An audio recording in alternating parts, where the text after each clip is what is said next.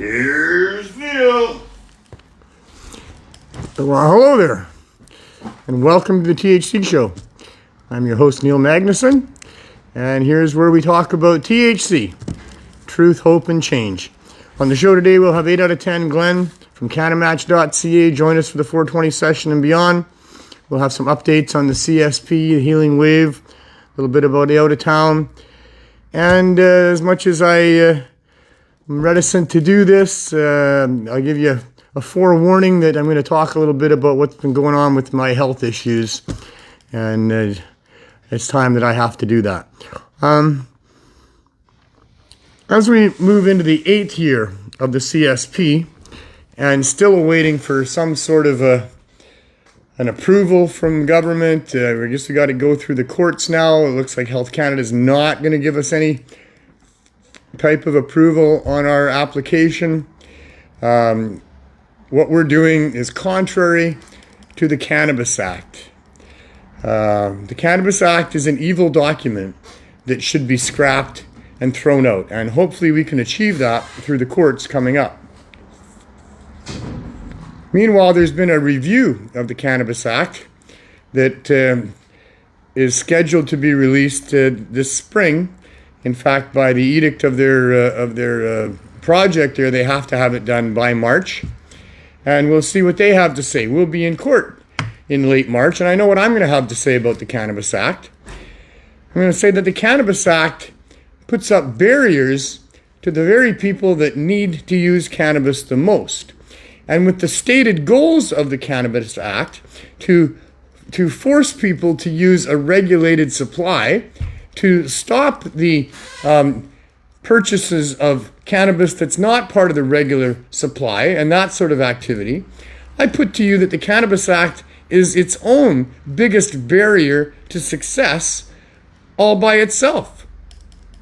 By the restrictions, fees, licensing costs, and the rest of the stuff in the Cannabis Act that keeps the price of cannabis up higher than it was during Prohibition, there's just a large segment of the population, 30% or more maybe, that can't afford that. And of those, most of them are medical users, people that need to use it daily, that need a high quality of cannabis. They can't afford it. And when it comes to the edibles that are required for most people using it for medical purposes, they can't even get what they want, even if they could afford it. So what are they supposed to do? They're going to go buy unregulated cannabis, edibles and otherwise. So the Cannabis Act itself, with the barriers of cost, are driving a large percentage of the population to the unregulated marketplace. And in fact, because there's a demand, there will be a supply. That's just a law that isn't man-made that you can't mess with. Supply and demand. So the supply of cannabis is going to be handled by unregulated producers and sellers. Another goal of the Cannabis Act is to prevent that from happening, but the Cannabis Act is forcing that to happen. It's a flawed document, to say the least. Meanwhile, legalization in Canada continues to be a farce. Canopy has lost $216 million in this last quarter, according to them. Also, on a separate note, I don't need to cover any more about that. The legal marketplace isn't doing well, to say the least. And the reason for it is the barriers to the people that would like to get, that can't afford it, and to all the other OGs, consumers, what's the word I'm looking for? Connoisseurs who aren't going to buy the government stuff, and especially, hopefully, a whole bunch of people that just won't support a system that continues the immoral and unjustified prohibitions on the illegal cannabis right alongside the cartel's legal cannabis. Also, I see that there's a movement in place there's going to be a massive expansion of outdoor cannabis growing in the legal marketplace. I wonder what that'll do to the price. When they can grow cannabis to scale outdoors just like they grow a lot of other fruits and vegetables that you find in the grocery store. Where is their justification for high costs? Super high voltage titanium barbed wire fences all the way around it, armed guards that are necessary. What is it that's going to drive that cost up and justify overcharging for cannabis? We'll see. On another note, congratulations to Dana Larson. His West Broadway coca mushroom shop is now 1 year old. Unlicensed for what it's really being used for, and up against some scrutiny by the municipal government. That hearing is going to be held on March 5th coming up, and I'm sure Dana's still looking for letters from people who have had positive growth experiences with mushrooms and coca, to be able to present to the Board of Variance. So that kind of wraps up what we need to talk about with respect to going on in the cannabis world. And I apologize ahead of time for deviating from what this show is typically about, which is the things that are going on in the cannabis world, and specifically what we've been doing here with the Cannabis Substitution Program, now moving into its 8th year, and still going strong and doing well, but without any supports from government, and still facing a Crown Council willing to spend upwards of $1 million to try to punish us, me, and prevent us from continuing to help people the way that we are, because it's definitely a harmful thing that we are doing to the bottom line profits of the legal cannabis marketplace, and that is their concern. So how abominable that Health Canada, charged with looking after the health of Canadians, is only worried about the health of the bottom line profits of these government licensed stores, and they're willing to let the sick people suffer and the addicted people die to protect those interests. I couldn't be more outraged about all of that. It continues to be a real bone in my craw, and something that frustrates the hell out of me. Frustration is not a good thing. Stress is a killer. And admittedly, a few years back in my personal life, there was a fair bit of toxicity going on. And maybe that's at the root of my health issues. Hard to really know what causes these things. But it was about 3 years ago that I noticed a bit of a catch in my throat that felt like little bits of food would get stuck there sometimes. It wasn't a big deal. It wasn't terribly uncomfortable. And I looked into it, and all I could find was the possibility of diverticulosis, where you get a little pouch that forms in the side of the food track on the way down that food can get stuck in. And that's what I thought might be going on there. Wasn't an issue until July a year and a half ago. In the first week of July a year and a half ago, I got COVID. A week of pretty nasty aches and pains and flu-like conditions, I guess. When COVID was over for me, all of a sudden this little catch in my throat turned into something that wasn't allowing food to go down very well at all. The last bite of whatever I would take would sit there for hours at a time, sometimes overnight. And it became quite uncomfortable.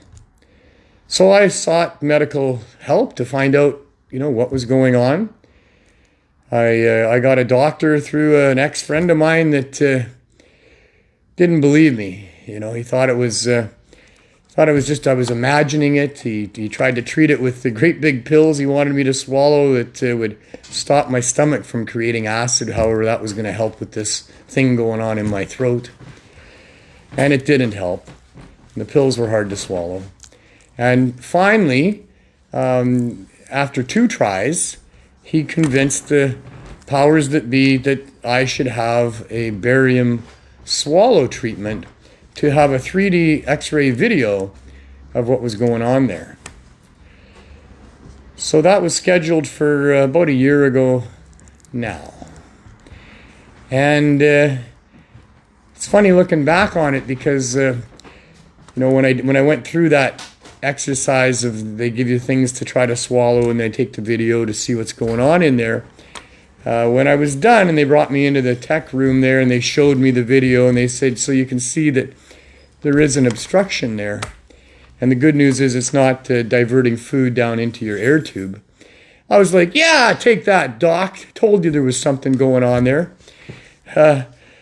Not realizing quite the seriousness of what was going on. And I say, looking back on it, I know that the techs at the time, they knew what they were looking at, and they just didn't say anything to this foolish person who was so excited that, he was right and the doctor was wrong, and there was really something going on there.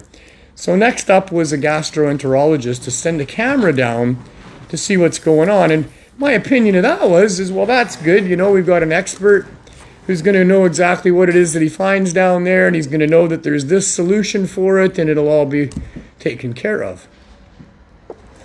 So they put me under anesthesia, and when I woke up, there's the doctor standing there in his white coat right in front of me, and he just looks at me and he says, "It's cancer." It didn't faze me very much. I was just waking up. I remember driving away from there thinking about what he had said, because I remember he said some things when I was still in a daze, and he talked about radiation and chemotherapy and surgery, and so I didn't think too much of that until the next appointment with the oncologist. And that's what she was saying is, you need to do this and you need to do this right away. This is a year ago now. And I said, well, I'm not prepared to agree to this right now. I said, I need to think about this for a little bit. I said, I come from a community of people who believe that there's ways to deal with these things that don't involve those particular archaic procedures, and I need to pursue that. So my next visit to the oncologist, just a couple days later, I let her know that I was not going to go through that I didn't like the prospects of the side effects of either the radiation or the chemo. And the surgery was going to remove my voice box, and I wouldn't have a voice anymore because it's up in behind it, apparently. It's esophageal cancer, the squamous type. And she said, this is an aggressive cancer, and we need to start poisoning you and burning you so that we can cut you in about 5 or 6 weeks and see if we can't put a stop to it. There's about a 70% chance that we can. I said, no. I've got to have a shot at doing it our way, my way, whatever way, but I'm not giving up my voice, and I'm not willing to take a chance on those secondary cancers, the inoperable cancers that radiation can cause, the toll that the chemo takes on your body and surgery. I've got a court case coming up. I'm the prime witness. Nobody can speak to it like I can, and I need to be there, and I need to speak to this. So I need 6 months, I told her. Speak to it like I can, and I need to. Sorry. So I went away, and she wasn't happy about that, and tried to give me the hard sell as best she could. And I went away, and so it was a few days later that I woke up one morning, and I just thought, I'm never going through that. And I'm not certainly going to go through that and lose my voice at this crucial time in our fight for what I've been fighting for well over a couple of decades now. I dedicated my life to this cause back when I quit my job, and I'm not going to walk away to save it now. And that was my opinion. It is 4:19. And I didn't even come close to wrapping up what I need to tell you folks. Do what you gotta do. Well, I'm going to invite Glenn Wells into the show now anyway. And I'll just let him smoke some weed and celebrate this wonderful time of the day for us. And I'll finish my story. I'll try to be brief. I don't want to bore anybody with a bunch of details. I'm not sure. Yeah, okay, maybe. Yeah, maybe. Maybe. Maybe a little bit more. Well, we got 420 in there nicely, so we should maybe keep that. There we go. Let's see how it all sits here. I think we're just gonna be fine. Yeah, you're blocking off Sadie, but that's all right, Sadie. Sorry. Sadie the cannabis cat. Yeah, it's a video thing, Sadie. During that time in between that second oncologist visit and my revelation in the morning, I had completed a 2-week baking soda protocol where you increase for 1 week the amount of baking soda that you put into your system and then decrease it back down. So, one of the main stories that you hear when you have cancer is that you got to keep the body's pH level up. So, by the universe being amazing, about 1.5 years ago, I had somebody call up and offer me. Where'd my your bag? Yeah, bring that bag over there for me, please. Wait, it's over there? I meant to bring it over here. Glenn just disappeared for a minute. So, somebody called me up and they said, hey, we got a bunch of water and, we'd like to give it to you if you want it because the company's rebranded. They sold to somebody else. They rebranded. They've got pallets full of this water that they're otherwise going to have to just dump out, and that's time consuming and labor intensive. So if you want it, you can have it. And so I rented a big U-Haul truck. We loaded it up until the wheels were just about flat, and we managed to get it to a space over here. And I put it on. I've got a mountain of boxes full of this really good glacier water, which actually tastes better than any bottled water I've ever had, and it's of a particular type that has a high pH content, 9.6 pH, including electrolytes. Wow, that's good. 9.5, sorry, 9.5. Oh, yeah. Making it better already, eh? And other things you can do, like all the foods that you then eat. Now, so by the time I got my diagnosis 1 year ago, it had been several months since I had any solid food because I couldn't swallow any solid food. I was blending in my blender all of these steak and mushroom dinners and roast beef and chicken and drinking it like juice.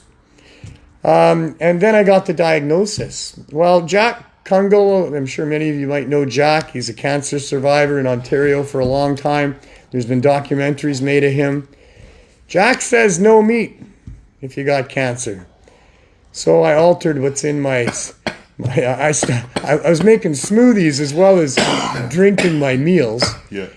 And so now I just went straight to the smoothies and I added a whole bunch of stuff. So I got 20 different things that I'm putting in my smoothies every day, including several grams of CBD, hemp hearts, electrolytes, 2 different healing powders, one through my naturopath called Heal.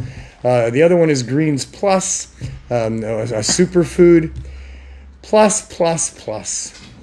And the other thing was Boost. I'd been drinking a lot of Boost, and I continued to do that. Yeah.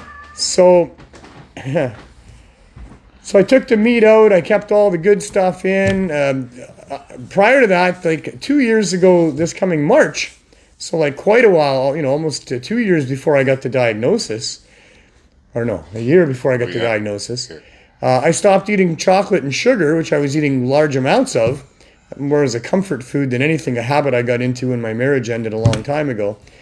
And so I'd already taken sugar out of my diet, and I'm eating all these healthy things. And I had just finished this 2-week protocol with the baking soda, and I woke up that morning, and I had made that decision that I told you about, that I dedicated my life to this cause and I'm not going to walk away to save it. That just would make no sense.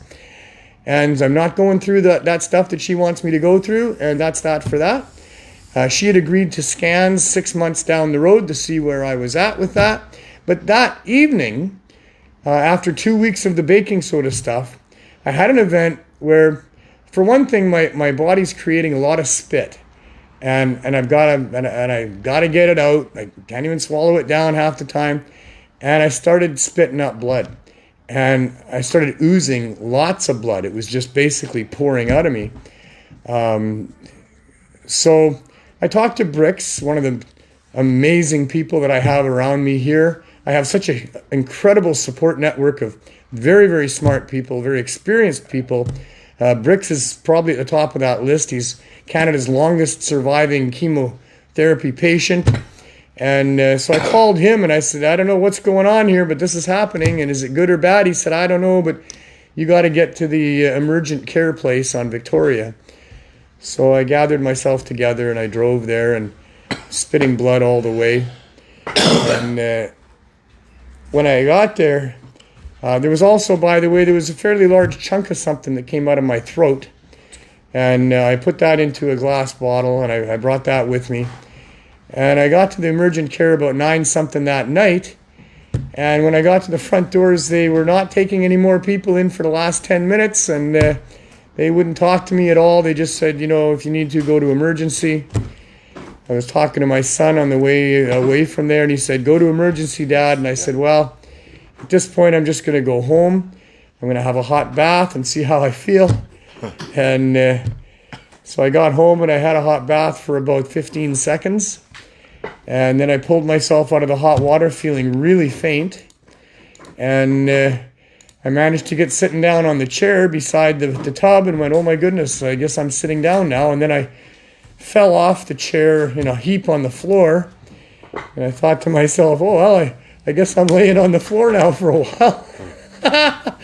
So I laid there for I don't know how long, but I made a real point of breathing and maintaining my consciousness. I never passed out. I finally got enough strength that I could make it up to my bed, and I got into bed, and I called my son, and he said, go to the hospital, Dad. I said, well, I can't go anywhere now. Now you're tired, yeah. So anyway, I went to sleep, and I went to the hospital or the cancer center that next morning, and I brought my little sample of what had come out of my throat and ended up dropping it on their tile floor and breaking it all over the place. So that's just holding it in my hands. It just slipped out of my hands, and there it is. And there's blood splattered everywhere. Oh man. Anyway, they didn't even want to look at that. They didn't want to think about anything to do with that. Whatever. If I'm not going to have their radiation, I'm refusing treatment in their opinion. And I must say I'm very disappointed in the cancer center for this last year. They have been nice enough. They've agreed to a couple more scans when I want them to see, because that's the only way I can know what's going on other than the symptoms that present themselves. But they have no alternative support or care for alternative treatments. No. They don't want to talk about it. They'll tell you there's nobody's ever successfully beaten this without going through what we do, which is crap. We know lots. And so, I'm very disappointed in them. Although, logically, I guess a couple of things. They've invested all their time and money into what they have been doing for all these years. That's what everybody's trained for. That's what all the equipment's for. That's just what they want to keep. How could we be so wrong? That's what they just want to keep doing. But, I mean, to me, that's back from the age of the dinosaurs at this point. And there should be way better ways to treat these things. And the other thing is I guess if they had support for alternative courses of treatment, I mean, what would you do? What would everybody do? Everybody would not take the burn poison and cut. The one that they can make a lot of money from. They would go the other route. Yeah. So they diminish any possibilities of beating it without going through all of that, and they really push you to do that. Hang on a second here. Yep.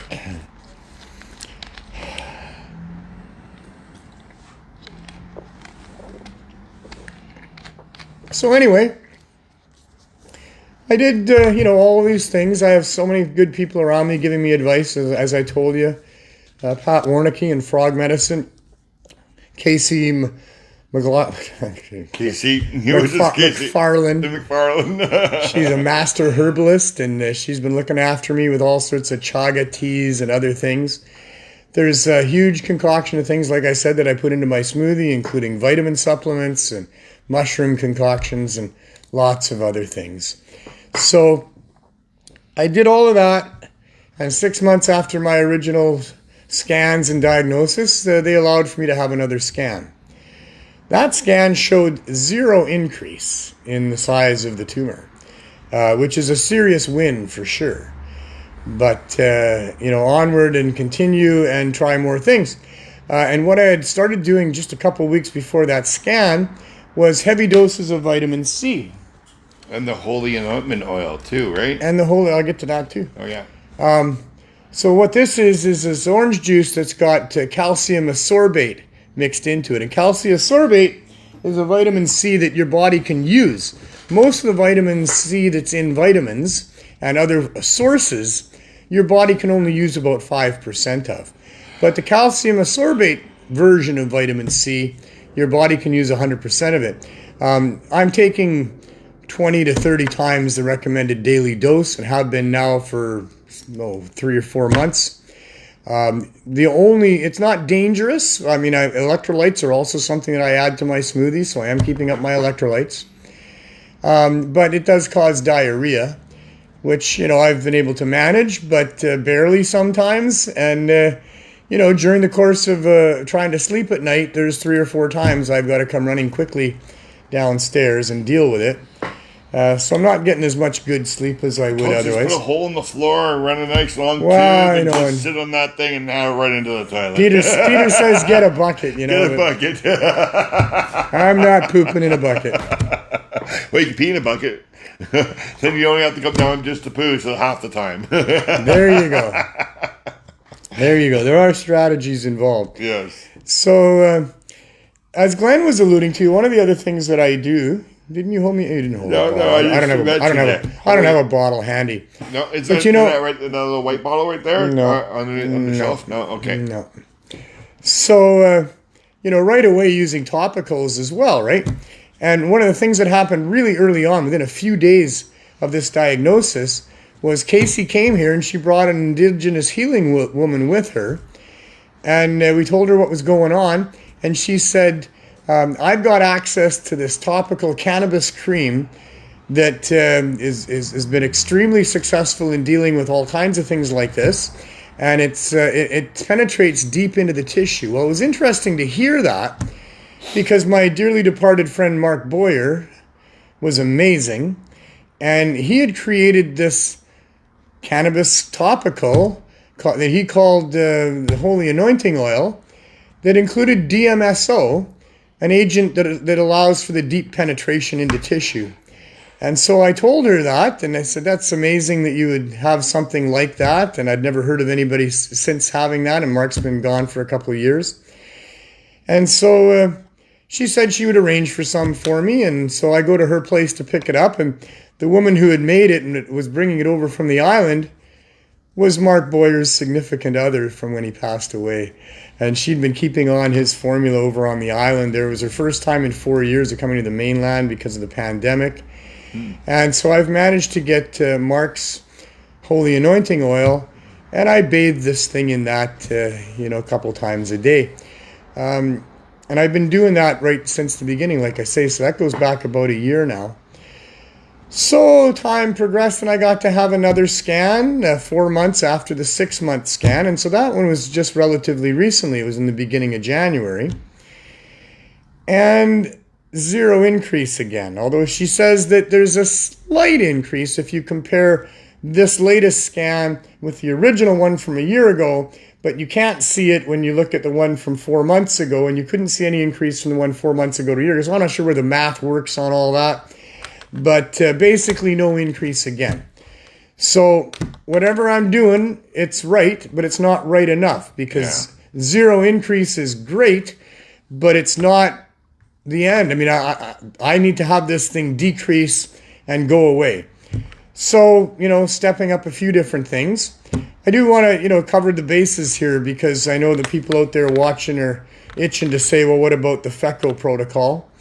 So that's another thing that you try right away, of course, with something like this. That's the thing that has worked so well for so many people, and that's the full extract cannabis oil. And you start with just a tiny little speck. Size of a piece of rice. And then 5 days of a speck of rice later, every day do a speck of rice. Increase it by double. Yeah. And then 5 days later, you can increase it again. Well, I missed the 5-day part. You did too. So I was kind of doubling this thing every day. And he's got this big team that he could have just reached out and asked. Oh no, I thought I was doing it right. I know you thought you were. I thought I was doing it right. You know, every night before bed, I'd take, you know, an amount of this stuff. Yeah. And so 21 days later, it's been getting worse and worse. I can't sleep at night. My head feels this big. My brain's just rolling around inside this great big huge head. And I can't sleep. I can't function. I wake up in the morning and I'm just groggy. And so I'm like, what the heck? And I quit. And I consulted Corey Yelland. Corey is the most amazing cannabis and cancer guru that we have here. And she said, well, you did it wrong. Yes, I could even told you that one. And she also said that the full-on THC, full extract cannabis oil, is not what's best and most effective. You should go 4-to-1 CBD. So... You're doing that just now? A funny little story is all I'm telling you this for. So about a week later, I decided, I'm sitting there watching YouTube, and I look over and I got this big syringe of the 4-to-1 C that Carly was so nice to make up for me. And I decided, okay, I'll go back. And I thought, because it's 4-to-1, I can take 4 times as much as, Oh, no. So I took about, the end of my little finger there. And it only took a moment or two, right? Like I put it between a little bit of peanut butter because I can swallow the peanut butter, kind of melts in the back of my throat there. And so I took that down. I didn't think any more of it. I watched another half an hour of YouTube and I decided to go to sleep. And I'm laying there trying to sleep. And I'm having all these extremely vivid memories of my life and the epiphanies along the way and the things that have been important to me. And I'm thinking, oh my goodness, am I dying? Is this it? This is how you die? And that only lasted a moment or two, and then I thought, well, no, this feels like I've been drugged. I think somebody drugged me. And then I went, oh, you idiot, you drugged yourself. 4-to-1, right? 4-to-1. 4-to-1. So I tried it again the next night, and I took about half that amount, and I had the same effect, my head being too big. And so I just haven't done it since. Yeah, try again. I thought I would wait and see what happens, and I think I'll probably be going back to it and do it the right way this time. Yeah. We'll see. I'm thinking that the oil going down your throat is going to help. Sure. Right, because it's passing by it, right? It's gonna have to touch it. Well, that's the thing with esophageal cancer. Yeah. Is this tumor is right there in my swallowing tube. Yeah. And I can almost reach my finger down and touch it. It's kind of right there. I can certainly feel it in my throat. Yeah. But we'll see what I do because what's happened since then in the last little while here is, it's gotten pretty bad. And that's why I'm telling you. I wasn't going to tell nobody. No. Because, I was hoping I could beat this thing on my own. And I don't want a whole bunch of people fawning all over me and telling me how sorry they am for me and giving me all kinds of crazy advice. And some of it's great advice, and I understand that. But I've got a team of really good people around me giving me really good advice. And advice on what to do with cancer can be both ends of the spectrum. It's incredible. Jack Kungle says, no meat. There's a chemical in meat that feeds cancers. My friend Russ Miller, who's dealt with a couple different cancers in his life. He's had a wonderful human being with a great life under his belt, but he's got serious health issues, and he tells me beef is the answer. There you go. That you should just be eating lots and lots of beef. Do what works for you. And what that tells me is that lots of different opposing things can work. Yeah. The most important thing is your mindset. What do you believe is going to work? If you believe you're going to get better, that is so powerful. And the mind side of things is so important. All you got to do is look into placebo to understand that, or nocebo. And so, I spent a fair bit of time meditating on this and staying positive on this. I'm not worried. I'm not scared. I'm not ready to die. I don't know if anybody is, but I'm not ready to go into old age and be a decrepit, spoon-fed, diaper-wearing human being that, is a burden on people and having no fun in my life. I don't ever want to be there. I've never wanted to be there. I hope that I can figure out how not to get there.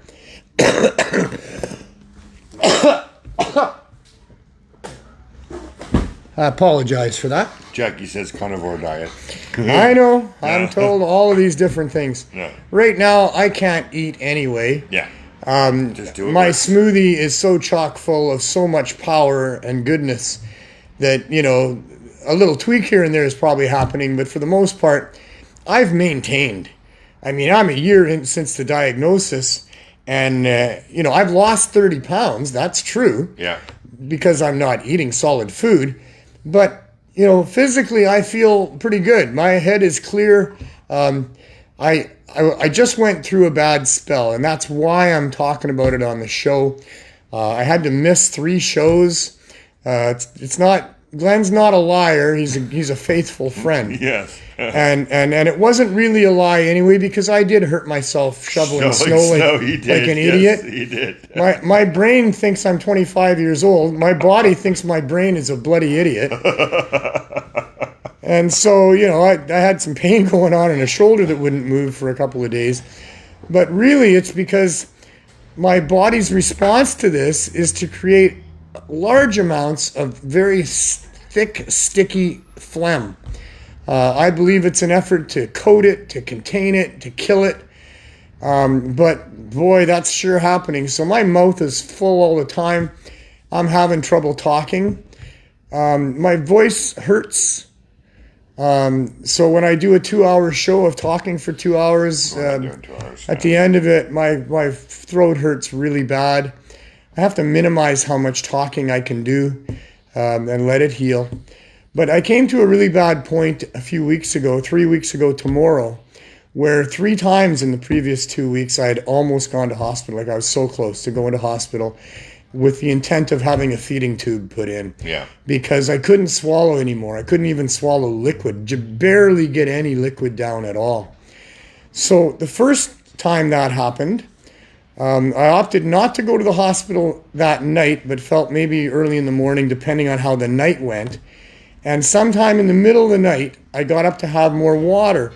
Now, you know, I can be a fool, that's for sure. I don't know how people get things mixed up sometimes, but I did.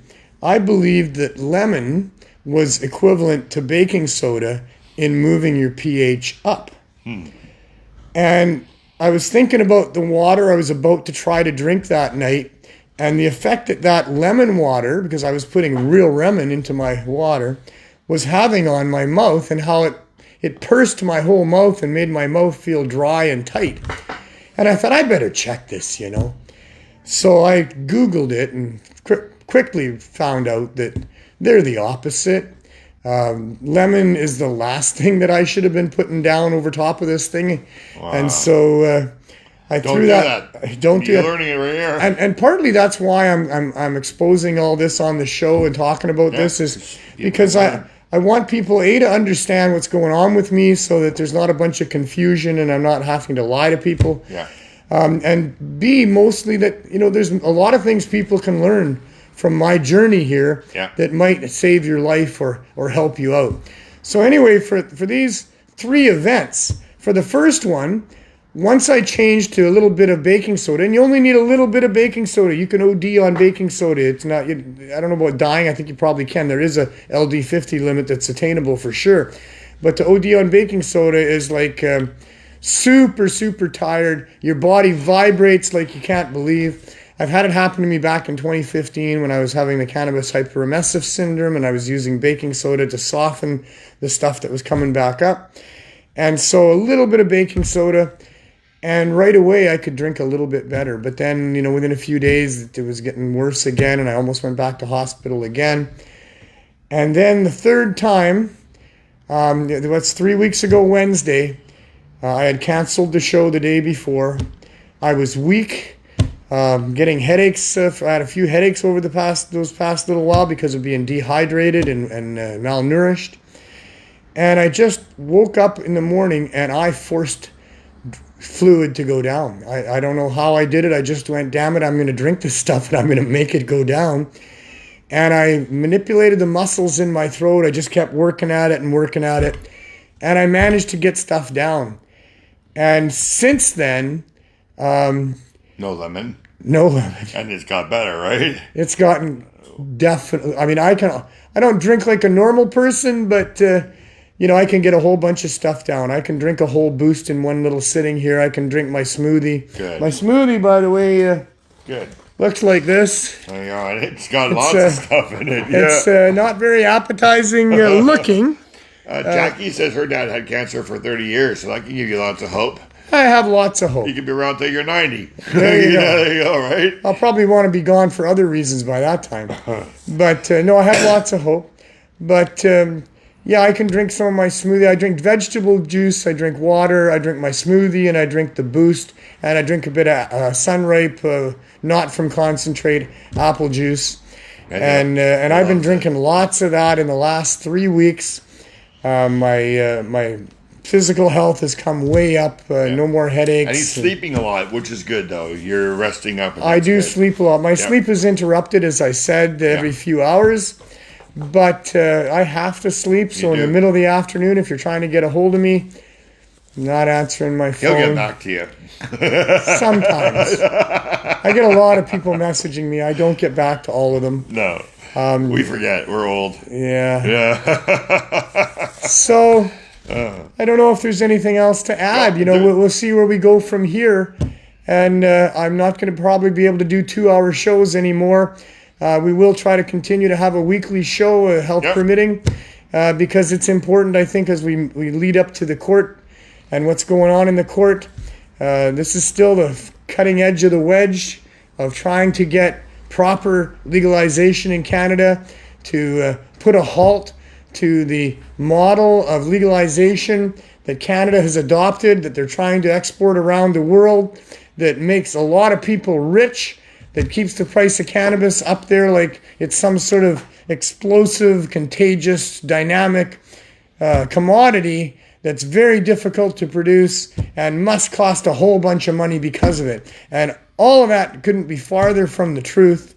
Cannabis is easy to produce, especially if now they're going to have a massive expansion of outdoor growing of cannabis. How are they going to justify charging high prices for cannabis that's going to grow like apples and cherries and blueberries, except yield way more per cubic meter than any of those crops do? How are they going to justify charging free, independent, sovereign Canadians much more money than a farmer would for any of those products that they produce?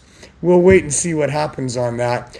But we are fighting this fight for the people that need it daily, the sick people, and just to get proper legalization. I did not fight for the last 25 years and work real hard and think real hard and try real hard to get legalization, and then promote a prime minister who said he would give it to us, only to get what we've got right now, which is really legalization for the rich, by the rich, controlled by the Trudeau cartel. And right alongside of all that legal cannabis is continuing illegal cannabis and a whole bunch of criminals that are growing and produce and selling cannabis and producing concentrates that are treated even worse than they were before so-called legalization, with more money on enforcement and more penalties to boot. I can't let it go like this.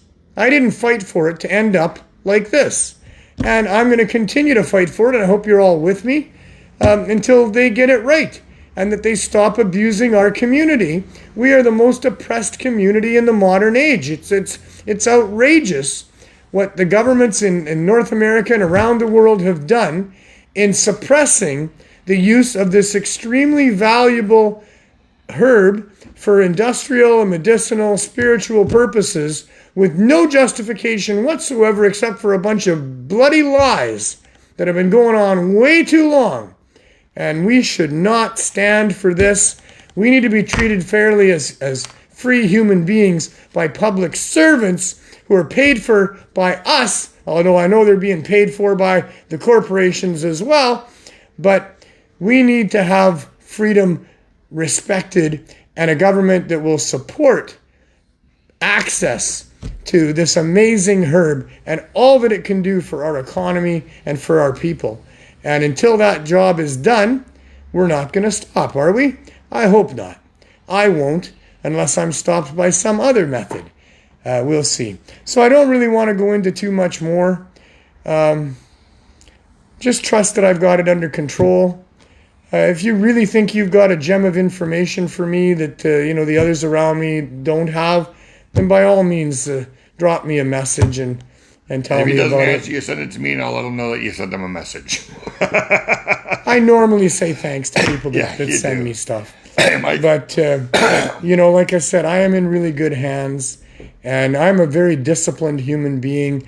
I will do what it takes to get this done. I never miss a session of the topical. I have not touched anything that's got any, white processed sugar in it, other than some of the juices that I'm consuming do have a bit of that in it. But, I'm adhering to the discipline and the protocol that is required, and we'll see what happens. This fight is not over at all. I'm not about to keel over, dead on the spot. nope. Yeah, you better not. The worst that's going to happen is this thing's going to grow instead of shrink. And maybe I'll end up with a feeding tube of some sort, which you can get them portable. We'll see how much that limits my life. If I end up in some bed-ridden, live from Neil's bed. It's yeah, the THC Show. there you go. Maybe that'll happen. I don't believe that. But even if that was to happen, there again, I'd be kept alive. Yeah. Hopefully I still got my same brain and I'm not too out of it. I'm not going to ever allow, the opioids or any of those kind of chemicals to kill pain or anything like that. At least with the tube, you'd be able to eat and talk at the same time. There you go. Nice. Is it considered not impolite when you do it like that? Nice. You will never get told not to chew with your mouth full. I could be sitting. I could be sitting there, feeding away and yapping away, and nobody's going to say, "Hey, don't chew with don't talk with your mouth full." Who knows? So. Great show. How to finally get the holy anointment cream. Nice. Oh, we already know how to get it. Yeah. Thank you. If you want to know how, drop me a line and I'll make sure that we pass that information on. It is available. It's $100 for a bottle, but it goes a long, long way. I'm on my third bottle in a year, I think, and I still got a good third of it left. So it lasts like 4 months per bottle if you use it twice a day.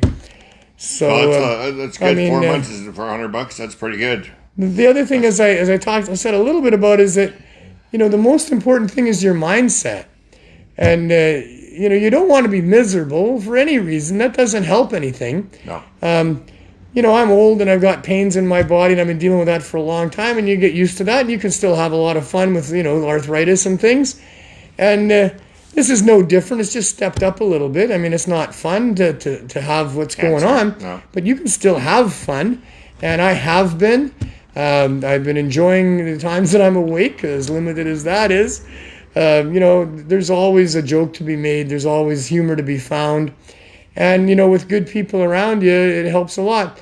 Glenn is taking me to the hockey game tomorrow, Thursday night. Yeah. I'll try not to go tomorrow. All right, don't go. You'll be a little bit early. I'll be standing in line for a while. It's Black Excellence Night, so do not come black-faced, okay?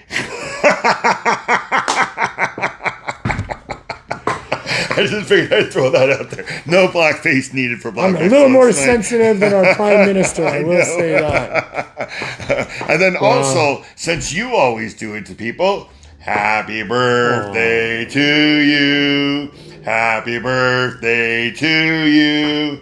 Happy birthday, dear Neil. From everybody at the CSP, happy birthday to you. Very good. There you go. I won't tell Thank them you so how much. old. Yeah, I won't tell them how old you are. I know how old you are. So. No, I mean, I don't mind saying how old I am. 67 he's going to be. Yeah. So I'll be 67 in 2 days. And for me, all my adult life, I always said, if you get past 50, you're in bonus time. Yeah, 59 here. Well, there you go, And I've really felt that for the last 17 years, I'm just a really lucky human being. I'm still alive. I'm still having fun. And for everybody, any day could be your last. You never know. I had a question. Is this the very first hockey game you've ever gone to on your birthday? Oh, probably. Probably. Probably. Out of all these years, I was thinking that you've probably never been able to. I don't know for sure. On your birthday. I can't really remember back in the days when I was married if my wife ever. Well, I don't think because so. of Keith or something, you may have been or something. But no? not typically on my birthday. No, all right. That I remember. I don't remember celebrating a birthday at the rink like that. Well, there you go. So this. But I'm old and my memory could be gone. Yes, true, right? No, 17 years of bonus time, and it's been a wonderful last 17 years. Wishing you happy birthday, too. Thank you, everybody. I really appreciate all of that. It's the next birthday that's going to be the good one for me, hopefully. I'm You'll excited. Be 70 and I'll be 60. No, I'll be 68. Oh, 68. Oh, I thought it only seems like it's 3 years at a time 60, now. 69 is a better one. Not 68. For me, if I have another birthday, then I'm excited about that. Yeah. And that's kind of the other thing about something like this, too, is that it's a real wake-up call when you get that, when somebody says that to you, hey, you got cancer. Yeah, that is. The oncologist at the last session that we had about the scans that were done in January, she said, what's going on with you is not normal. Mm-hmm. She said, you should be dead by now. Yeah. That's what she said to me. Yeah. So they don't want to know. I'll keep on. Yeah, and then she's still not saying, what is it that you're doing? Yeah, they're not asking. They just tell you, go get more radiation. Go get radiation is what they keep telling him. They won't ask him, hey, can we find out what you're doing so that maybe we can help some other people? It's worse than that. This is also why I kind of said that would be good to put on video, because here is video proof. You have living proof right here, right? You cannot dispute this, right? So, I haven't defeated it, but I've kept it at bay. Yeah. And according to the Cancer Center, that's not normal. And, there's a lot of things that I'm doing to achieve this. We've always known you're not normal. It is not. I know that. And it is not easy when people say they're battling cancer. And most of the time they're saying that they're battling the effects of the treatment of cancer. Yes. But also the cancer itself. And it's not a fun thing to have growing in your throat. And a lot of families say that it wasn't cancer that killed their family member. It was pneumonia or something that they caught while they had the chemo, and they caught something else, and that's what killed them, right? Yeah, you want to keep... because your immune system goes down, right? I'm doing my best to be as healthy as I can. I'm getting as much rest as I think I need. My smoothie's incredible. I'm pumping down, the vegetable juice and the Boost and the water. So because you need to be healthy to fight this thing. And I was pretty darn healthy, a year ago before I lost the 30 pounds. I still feel healthy now. I think I've got what it takes to do this. And, if anybody can beat this, I can. I believe that. Yeah, I believe you can. And the mindset is so important, right? And that's what I was going to say is that I'm very fortunate that I didn't die getting hit by a bolt of lightning or a car or... struck down by a heart attack or something like that, touch wood. Stroke or something. I've been given an opportunity to evaluate my life, to think about what's important in life, to get my affairs together, to have conversations with people, and to really embrace, this life that we have. So, like I say, this is not going to cause me to keel over dead any moment. It's going to be a process of choking me out. And it's not, but if it was, right? And so even if I end up in a hospital bed, I'll be writing my memoirs. I'll be making phone calls to the Prime Minister's office and everybody I can think to. I'll be the biggest pest on the earth trying to get this, proper legalization done. Yeah. I'll still be doing what is the most important thing in all of life, which is to have as much fun as you can. All you got is moment by moment. You got a bucket full of moments. And you take them out one at a time. Well, you don't take them out. They come out. They come out, yeah. You can't buy any more. You can't make them last longer. All you can do is do your best to enjoy them. And because you probably have a whole bucket full of these, you can plant seeds of all kinds of ideas and friendships. And, life is a struggle to balance two opposite ideas. On the one hand, you live today like maybe it's your last day because you never know. It could be for any of us. 250,000 people did not wake up this morning globally. Yep. So you never know. And on the other hand, you want to live like you're going to have a long life. You got to make plans, take out a mortgage, fall in love, all of those sorts of things. Most important, whatever you do, Spend those moments as they come out. Don't let them go by in misery. Have as much fun as you can. So that's been my mantra for a long time, and certainly never more important than now. And I highly recommend that everybody adopt that way to live, an attitude of gratitude, a letting go of whatever problems you can't solve, recognizing there's only those things you can control, and the things that you can't, don't worry about it. Worry is stress. Stress is a killer. Have as much fun as you can. No, I'm not finishing the show. No, I know. I'm just going to get over here and do the producer stuff. Are we going to go outside? Yeah, I think we better go outside. I better talk for a couple minutes about CSP. Yeah. See you all next week.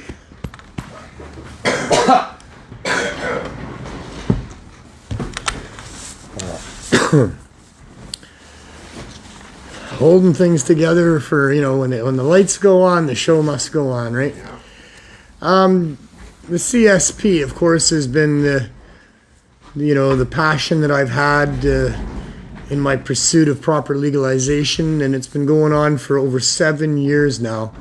Hard to fathom for myself that it was 7 years ago that I gathered up all these donations from the wonderful people that were supporting my idea of making it as easy as possible to get cannabis, especially the high-dose edibles, to those people struggling with addiction, to help them get through withdrawal and get off of those drugs. 7 years is a long time. The CSP has been through many ups and downs since that time. For the first 3.5 years, it was done at Vandu, where we had a collaboration with that organization, the Vancouver Area Network of Drug Users, to allow us to hand out our products to people that would line up down the sidewalk in front of their building. 250 care packs to 300 care packs every time we went there. 3.5 years. The last 2.5 years was twice a week. Prior to that, it was once a week. The reason we stopped doing it at Vandu is because the City Council in Vancouver had passed a motion unanimously to support low barrier access, and that was because of our efforts. And in a meeting with the city, we decided that we should go get a storefront and get these people off the street. That storefront led to a need to have the sale of cannabis alongside of the giving away of the donations that we got, because it was already a bit of a tax to be able to get all the donations necessary for all the people that were now relying on us to have to pay rent and staff and hydro and all the rest of it. There was no hope in sight to be able to get those covered by any donations. So I put together a model that would allow for the sale of cannabis alongside of the CSP. We made sure that we made all the things available that people would need, all the different concentrates in all of the best forms that there are, really good flower, because, especially people that aren't well, and especially people needing to get through withdrawal, they need good quality, potent cannabis, not some bottom of the bag, although bottom of the bag can be good cannabis too, but, not bunk, not stuff that just, nobody else wants. This has to be primo cannabis and primo concentrates. So that's what we did. And we managed to structure it so that we could keep the prices down on all the main staples. Feco at $10 a gram, live rosin, shatter, $15 a gram. The biggest ones that that are most popular here are the 5 grams of flour for $5 that a person can have once a day. Every day, once a day per person, or the $1 joints or the $2 joints that they have. We also, with the CSP, the Cannabis Substitution Program, is involved with members. So they only serve the members that managed to get on board when we moved into the storefront and registered people as members, 270 people. But nobody else gets turned away if they can't afford a joint or an edible. And we give out about well over 100 free joints and free edibles outside of the CSP every day. So the CSP carries on. Once we got the storefront, Wild City Licensing hadn't heard about the motion and wasn't in favor of it. And City Council then decided that they would have to follow Canada's lead with the Cannabis Act, that immoral, obscene document I referred to right off the top, and that we would have to apply for some sort of an exemption or special license to be able to continue doing what we'd been doing successfully for now basically 4 years. 3.5 at Vandu and another 5 months here before we didn't get our proper response from Health Canada. We put together an amazing application. Bulletproof, in my opinion. They couldn't say no to that. How could you ever say no to that? For 3.5 years plus, we had been helping people get off of hard drugs, and we had hundreds of people that would testify to that wrote us letters. We had doctors on board. Professor Zachary Walsh was on board. All the harm reduction groups in the neighborhood all understood that we were the best going. So how can Health Canada say no to a track record like that? Well, they didn't say no for 3 years. They said, we're going to say no twice, and we got to answer them back, and we explained to them why it's important they not say no. They were going to say no because of 2 reasons. The first one being is they don't get their cut. How obscene is that? They need to have a cut off of access to cannabis for poor, sick, addicted people? But, oh no, everything has to be regulated cannabis, which is code word for Trudeau gets his buck a gram and all the different taxing agencies get their money before it even gets to your consumer. And that price is supposed to be tagged on to what we're putting out to people. It's not about unsafe cannabis. Give me a break. That's what you would think it would have to be. It's Health Canada after all. All your cannabis has to be regulated because the unregulated cannabis is dangerous. That's why we grew it for 100 We've been providing that unregulated cannabis for 3.5 years. Nobody's died. Not even one complaint. Everybody loves it. So it's not about quality of cannabis, it's about whether they get their cut. And they got a second reason too. And that's because they don't want to ever admit that cannabis has medical value. And they should never have prohibited it at taxpayers' expense in the first place. But they don't want to admit that it's medical, and they don't want anybody to find out, so they're not even going to offer the edibles at more than 10 milligrams per serving. 10 milligrams, yeah, that's where you try it out for the first time for sure. Try 10, then go to 20, then go to 30, see how you feel. Most people end up around 50, 60 milligrams per dose. Sick people sometimes can't get enough when they're taking thousands of milligrams at a time. People addicted to the opioids and trying to get off of them aren't going to have any success with 10 milligrams, and they're not going to eat 10 servings to get 100 milligrams, nor should they have to. But this is the barrier that the Cannabis Act and Health Canada has put up to prevent people from having documented success with edibles so that they would have to admit that there's medical value. It is the most disgusting thing. It is the object of my frustration for the last number of years. That rather than have a clear look at what we've laid out carefully that we're doing here and recognize the benefits and support that, they don't even want to talk about it. They don't want to know about it. They don't want to admit it. They just want to not allow it to have medical value and not allow Canadians to get any more than what they're offering without a doctor providing supervision. Like as if a doctor knows how much cannabis edibles a person should have.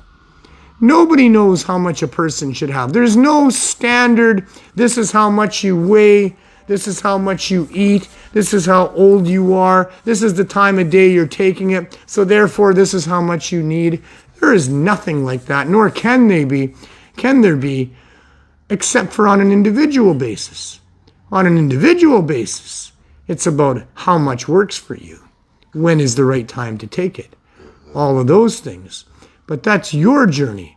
That's not your journey with a doctor. A doctor doesn't need to be present for that.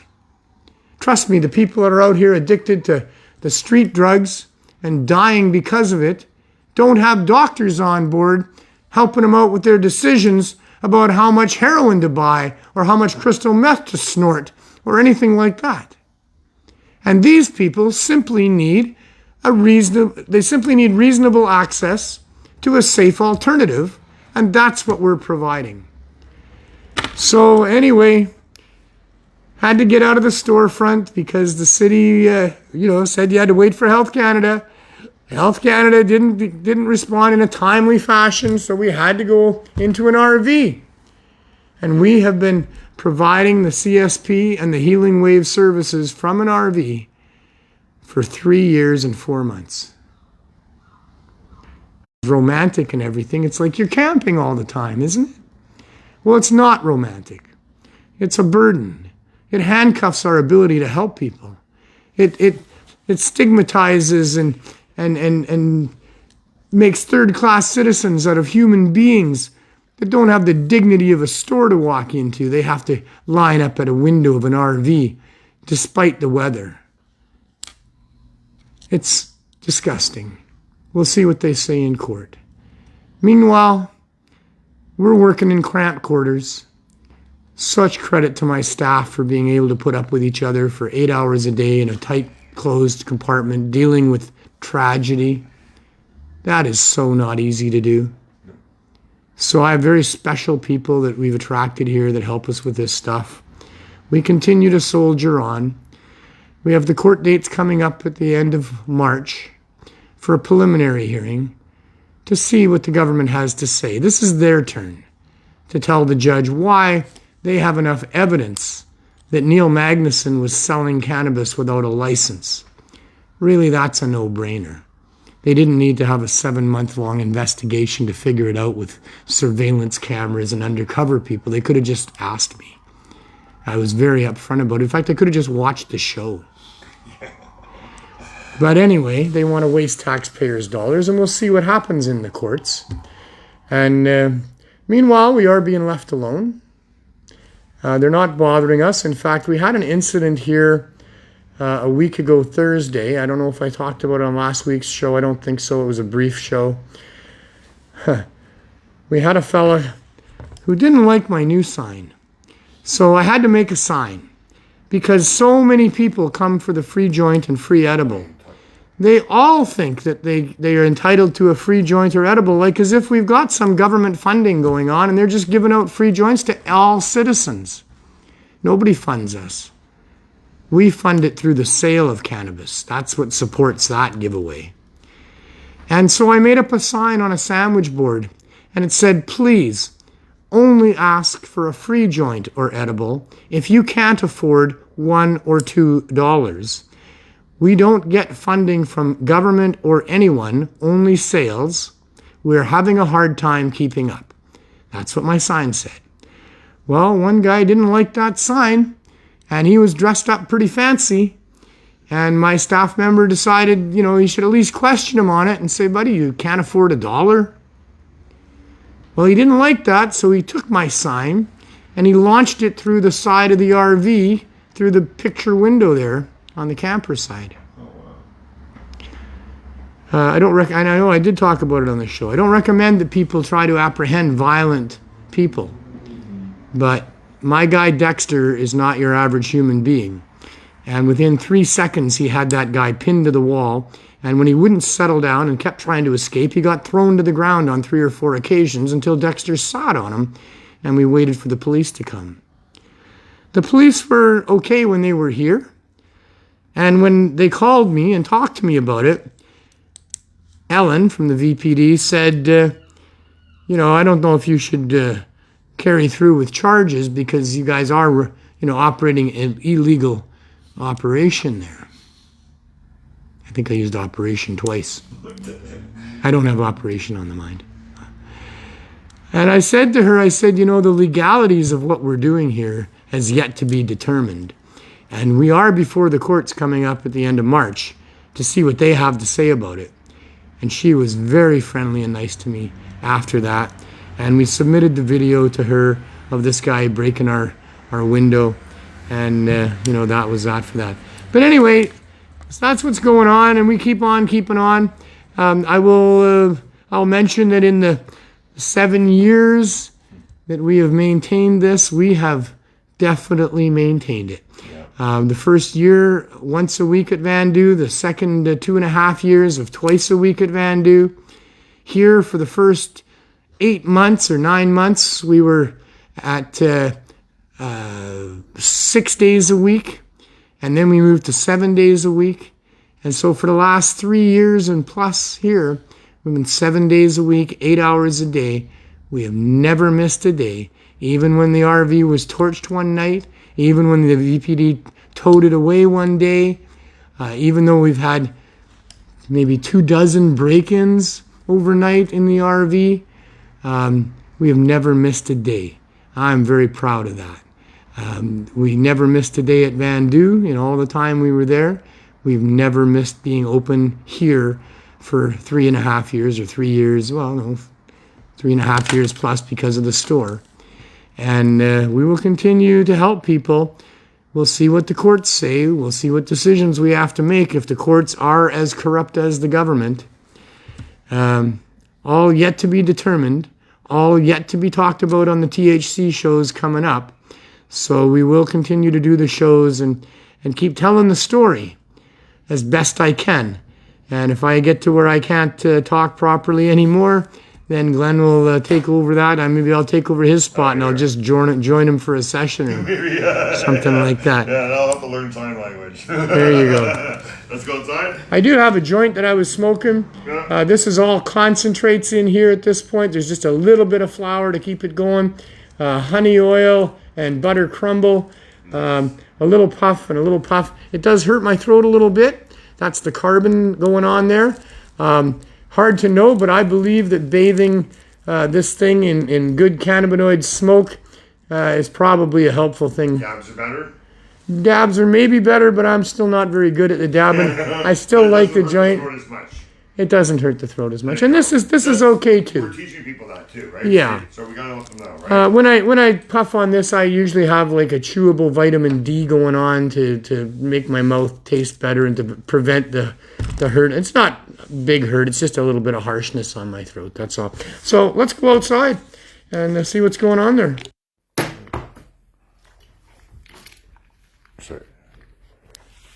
That's just Glenn throwing things around. Yeah, just taking the microphone plug out. Oh, you have to know. There we go. Going outside. Oh, and it's still daylight. Look at that. All right. There we go. There's no more dark shows anymore. Well, yeah. Yeah, because we're getting longer now, right? Now that I realize it, it's not so much that the days are getting longer, it's that the show's getting shorter. That's why we still had daylight. Daylight's still getting longer. If we kept going for another 45 minutes, it would still be pretty dark out here. Yeah. But it's about 5:30, 5:45 when the sun's going down now. And it's a beautiful day. The semi-weekly TH2 weather report is that Vancouver's a nice place to be right now. There's a little bit of a nip in the air, and it's actually supposed to go down to 0 tonight and for the next couple of nights. Yeah. But right back up to like 9 degrees during the day. So, don't drop your phone. Hey, Ian. We're filming. Yeah, we're live. We have no choice. Yeah.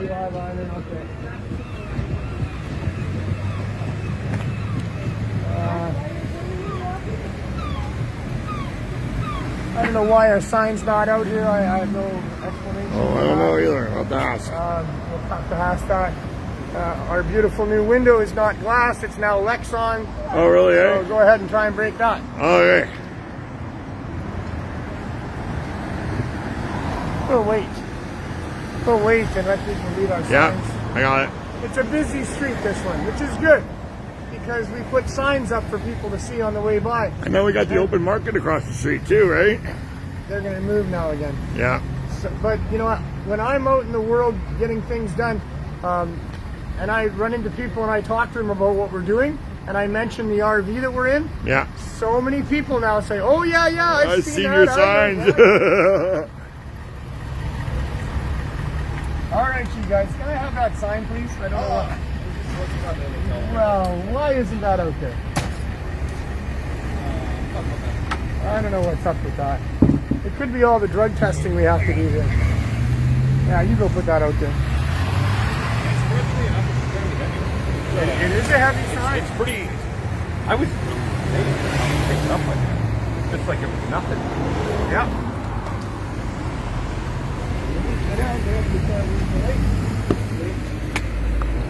I have a crazy idea, but I can't tell you right now. It's too good to share on the show yet. Okay. Yeah, I'm surprised that we're going to buy you into here. Great. Well, we'll talk about that when the time is appropriate. Oh, yes. Oh, yeah. I just thought the door open for Adam. Oh, yeah? Yeah, that's right. That's very nice of you. All right, if he's not coming back, I'll get the door. So, how did it go today in the RV? Pretty good. Yeah. Overall. Another average day in the RV? I'd give it a 90%. You know, it could have been a little warmer. Yeah. Well, Yeah. so this is our RV. This is what goes on. I think this should be big news. I think that people around the world should have a look and see that there's an RV parked in Vancouver for 3 years in the same spot, pretty much, in the same half block, day after day after day for all that time, and you can get cannabis, good quality cannabis, at $1 a gram, and you can buy a good quality joint, a tasty joint, for $1. This is, I think, big news. I mean, certainly it was, back before so-called legalization, and I still think it is today, that a buck a joint, a buck a gram, is big news, and that should go around the world. And so if you guys could help me make this viral, that would be awesome. And, get everybody excited about the possibilities of having affordable, reasonable access to cannabis in all of its wonderful forms and potencies. That should be something to excite the world, and it should be something to anger the world that the governments won't allow this. And there's no reason for it. It's not anything to do with the lies of reefer madness. It's all about making big money off of ordinary people and something that they're willing to spend money on. And the government, on behalf of their corporate, greedy bastard masters, are imposing on us free people and making us pay through the teeth if we can even get it at all for this amazing plant, this natural occurring, God-given plant that could make their lives better, that could feed starving people, that could answer the carbon question with respect to the plastics and the cements and the concrete and the building materials that can be produced from this plant. All of those things are being withheld from us and restricted in their use. And all of it is harming this planet and harming the people on this planet to make a bunch of people rich. It is disgusting. And you can help. We need letters to go to government. We need letters to go to media. We need people to get angry and excited and doing something about this. And it's a valid thing to do, but it's also a thing that'll give you positive, warm energy as you do the right thing and help make the world a better place. So please join us in the fight to do that. I thank you all for watching every week, and every week that I'm on. And I'll try to be on every week, even if it's for a short time. And, do the best in your life to look after yourself first, because you can't do nothing if your own backyard isn't in proper shape and if your own health isn't good. But do what you can to help other people too, because that's where the real joy in life is. So be kind to yourself, be kind to others, especially those who are hardest to be kind to. They're the ones that need it the most. Those are the ones that will give you the most beautiful, warm energy. Life is too short to take too serious. Make sure you're having as much fun as you can, moment by moment. I'll see you next week.